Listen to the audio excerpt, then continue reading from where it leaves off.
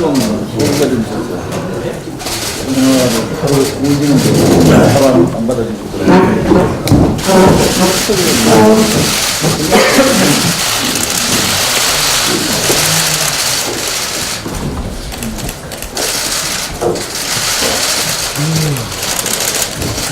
예, 제 139차 원내대책 회의를 시작하겠습니다. 홍영표 원내대표의 모르발을 하겠습니다.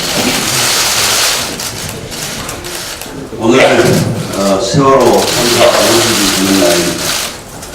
5년이 지났지만 그날의 그 처참하고 슬픈 기억이 아직도 기억이 났습니다.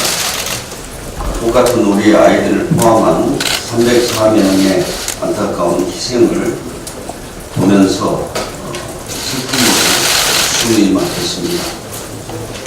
우리 국민들은 그날 바다에 국가가 없었다는 깊은 절망과 분노를 느꼈습니다.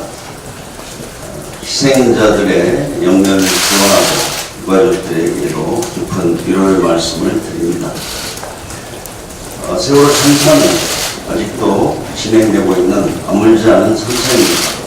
무능하고 부패했던 권력이 나라다운 나라를 만들어야 한다는 국민의 뜻으로 교체되었지만 여전히 우리가 풀어야 할 과제는 많습니다. 세월호 특조위 출범과 조사를 방해한 관련자들에 대한 처벌은 아직도 이루어지지 않았습니다. 전 정권 핵심 관계자들이 세월호 참사를 조직적으로 은폐하고 유가족을 악의적으로 혐의했던 일에 대한 진실로 반드시 규명되어야 합니다. 세월호 CCTV 영상 장치를 조작했다는 의혹에 대한 재수사도 반드시 필요합니다. 사회적 참사 특조위원회에서 검찰총장에게 재수사를 요청하면 검찰총장이 검사를 지명해서 재수사를 하게 되어 있습니다. 지금 세월호 참사 특조위원회에서 최근에 세월호 CCTV 영상 장치를 조작했다는 의혹을 밝혀냈습니다만 그런 사실을 포함해서 아마 검찰에 재수사를 요청하는 그런 절차가 이루어질 것으로 저희들은 보고 있습니다.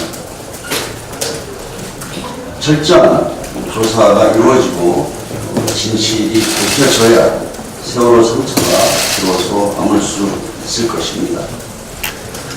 문재인 정부와 민주당은 안전한 나라를 만들기 위해 더욱 힘을 쏟겠습니다.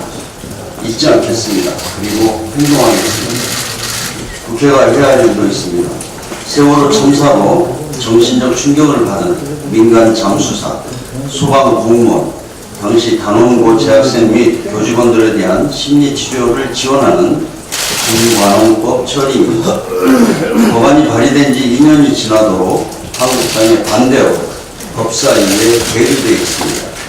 세월호 5주기를 맞아 이 법안을 조속히 처리할 것을 자유한국당에 촉구합니다. 문재인 대통령께서 어제 4차 남북정상회담 추진을 공식화했습니다. 지난 2월 하노이 회담 이후 국민 대화가 교착 국면을 보이고 있는 가운데 네 번째로 열릴 남북정상회담에 거는 기대는 어느 때보다 큽니다. 지난 1년간 북미협상의 돌파구를 마련하는 것이 남북정상회담이었습니다. 이번에도 남북정상회담이 비핵화 협상에 진전을 이룰 돌파구가 될 것입니다. 김정은 위원장이 문 대통령이 제안해 긍정적인 답변을 해서 새로운 계기가 마련되기를 바랍니다. 4차 남북정상회담이 이루어지면 3차 북미정상회담의 성공을 이끌 견인차가 될 것입니다. 이미 트럼프 대통령과 김정은 위원장은 3차 북미 정상회담을 통해 한반도 평화와 비핵화 협상을 이어가겠다는 의지를 밝힌 바 있습니다.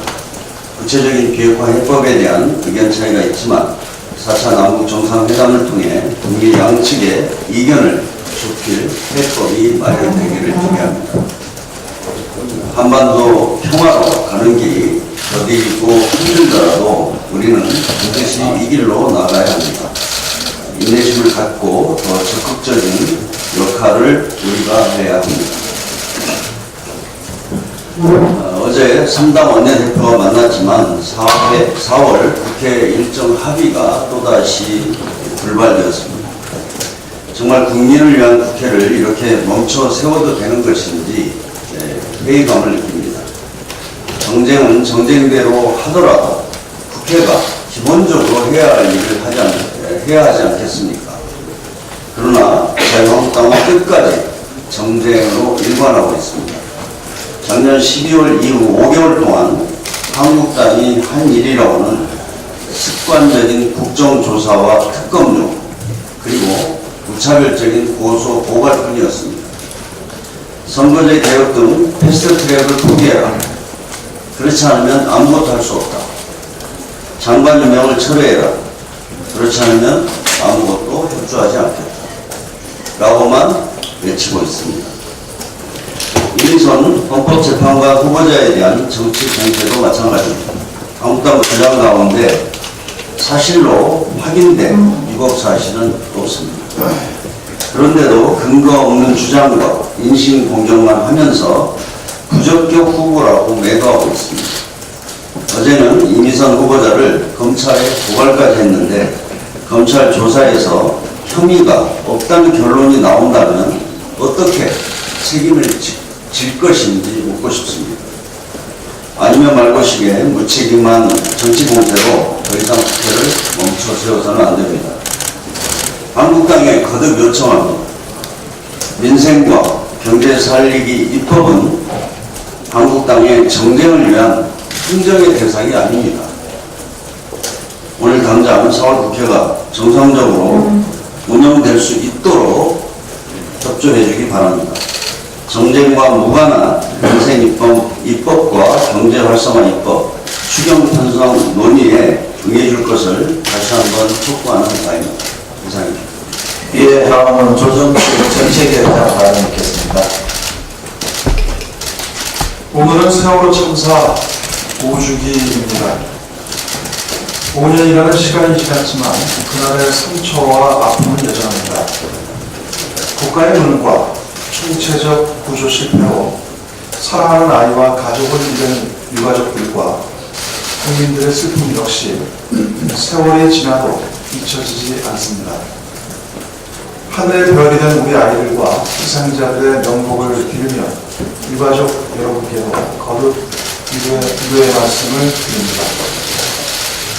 세월호는 국가의 존재 이유는 무엇인지, 새로운 대한민국은 어떤 나라여야 하는지에 대한 우리 사회의 고민과 다짐의 출발점입니다.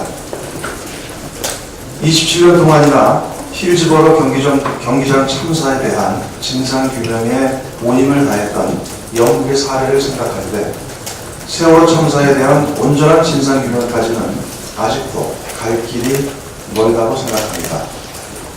이와 관련해 참사 당시 세월호 내 CCTV 저장 장치의 조작 가능성 의혹 등을 포함해 제기되고 있는 모든 의혹이 조속히 해소되어야 할 것입니다. 당 차원에서도 의혹 해소와 진상규명을 위해 적극 노력할 것입니다. 아울러 민간 잠수사와 소방 공무원 등을 피해자와 희생자 범위에 포함시키는 내용의 세월호 참사 피해 지원 특별법, 고 김관훈 잠수사법이 자유한국당의 몽리로 법사위에 1년 넘게 묶여있는데 이 또한 최대한 신속히 처리되어야 합니다.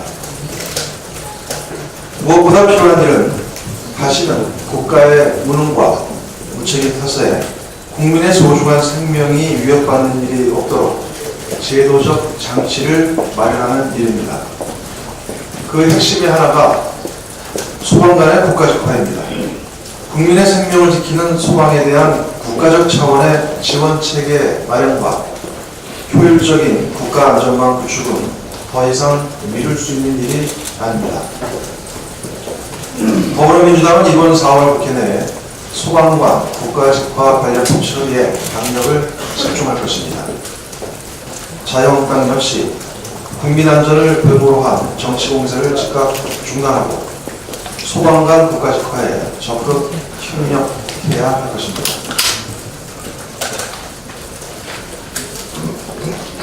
국민 생활 향상과 경제 활력 제고를 위한 생활 SOC 3개년 계획이 발표됐습니다.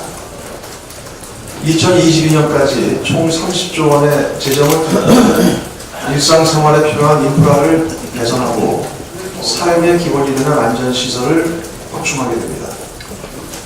이번 계획을 통해 모든 국민들이 10분 이내에 체육시설과 도서관을 이용할 수 있게 되고 공공보육 이용률을 40%까지 높이고 공립요양시설, 주민건강센터 대폭 확충과 미세먼지 개선 등의 안전대책이 추진될 계획입니다. 특히 이번 사업으로 최대 23만 개에 이르는 일자리 창출 효과도 예상됩니다. 경제적 효과가 전무했던 4대강 등 대규모 통관 사업에 무분별하게 재정을 푸고왔던 과거의 SOC 사업 방식과 달리 생활 SOC 투자의 경우 내수와 고용에도 새로운 활력을 불어넣어줄 것으로 기대됩니다. 생활 SOC에 대한 재정의 적극적 선도적 역할이 삶의 질 제고는 물론 경제 도약의 새로운 발판 또한 마련하는 셈입니다. 이 같은 재정의 확장적 기능을 통해 투자와 내수, 고용을 선순환시키고 사회 경제적 안전망을 확보하는 일은 경기 위축에 대응하는 가장 효과적인 수단 가운데 하나입니다.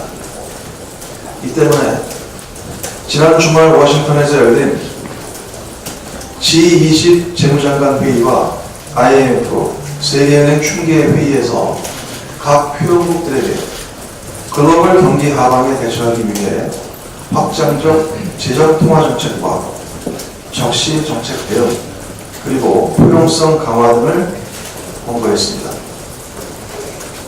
특히 IMF는 한국과 독일, 스위스 등 재정 수지 흑자 국가들을 대상으로 재정 지출 확대를 통해 적극적인 경기 부양에 나설 것을 권고했습니다. 이는 추경 편성을 통해 세계 경제 침체 가능성에 선제적으로 대응하고 경제 활력을 제고하려는 문재인 정부의 정책 방향과 일치하는 것입니다. 다행히 우리나라의 경우 2018년 기준 GDP 대비 재정 흑자 비율이 2.75%로 독일의 1.71%, 스위스의 0.33%, 호주의 마이너스 0.2%에 비해 높아 재정을 적극적으로 운영할 수 있는 여력이 충분한 상황입니다. 더불어민주당과 정부는 국제기구들의 권고를 적극적으로 수용할 것입니다. 2019년 올해 예산뿐만 아니라 추경을 통한 적극적이고 확장적인 재정 운영을 통해 민생경제 회복과 일자리 창출, 고용위기 지역에 대한 지원에 만전을 기하겠습니다. 아울러 추경은 타이밍이 생명인 만큼 조만간 대략적인 추경의 규모와 방향을 국민들께 보고드리도록 하겠습니다. 이번 주 내로 당정협의를 통해서 더불어민주당의 추경 방향에 대해서 국민들께 말씀드리도록 하겠습니다. 야당 역시 국제사회의 권고와 우려를 더 이상 외면해서는 안 될 것입니다. 조속한 추경 처리에 초당적으로 협조해 주기 바랍니다.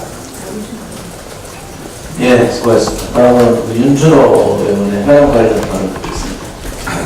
예, 한국당의 속보위원 한교안 대표과에 대해서 말씀드리겠습니다. 김학의 사건에 대한 검찰 수사가 속도를 내고 있습니다. 어제는 별장 폭력사건 피해 여성이 자진해서 검찰 조사에 응했습니다. 그러나 한국당은 여전히 물타기 공세를 위반하고 있습니다. 한국당은 세월호 유가족이 어제 요구한 세월호 참사 책임자의 한교안 당시 법무장관이 포함되는 것을 두고서도 한교안 죽이기라고 주장하고 있습니다. 세월호 참사를 은폐에 하고 유가족을 의도적으로 폄하했던 책임자들을 처벌하자는 것이 어떻게 한교안 줄기가 될 수 있습니까? 역시 한교안 대표가 강경하다면 스스로 소명하는 일입니다. 정쟁에 눈이 멀게 되면 국민의 정당 의혹까지 정쟁으로 보이는 것입니다. 비마기 특검을 끝까지 고집하고 세월호 참사 책임자 처벌에 반대하는 모습이 국민들 눈에 어떻게 비춰질 것인지 한국당은 스스로 생각해 보시기 바랍니다. 도둑이 재발적인 것 아닙니까? 이상입니다. 예, 천영진 전 자유한국당 의원이자 현재 당협위원장 되는 분의 발언과 관련해서 가수 이승환 씨가 이렇게 얘기를 했습니다. 제가 읽어드리겠습니다. 세월호가 지겹다는 이유, 저는 당신들이 징글징글합니다. 창피한 줄 아십시오. 백번양보에서 지겹다는 분들을 위해서라도 하루빨리 진실이 밝혀져서 억울하게 희생된 고인들의 넋을 위로하고 유가족들의 고통을 조금이나마 덜어드렸으면 합니다. 그리고 책임져야 할 사람들이 응분의 대가를 받아서 이 땅에 정의가 살아있음을 확인하고 싶습니다. 저희들의 생각을 잘 대변할 것 같습니다. 오늘 세월호 참사 5주기 되는 날입니다. 이 공개회를 마치면서 제가 묵념을 좀 드렸으면 합니다. 자리에서 일어나 주시고요. 자, 일동 묵념.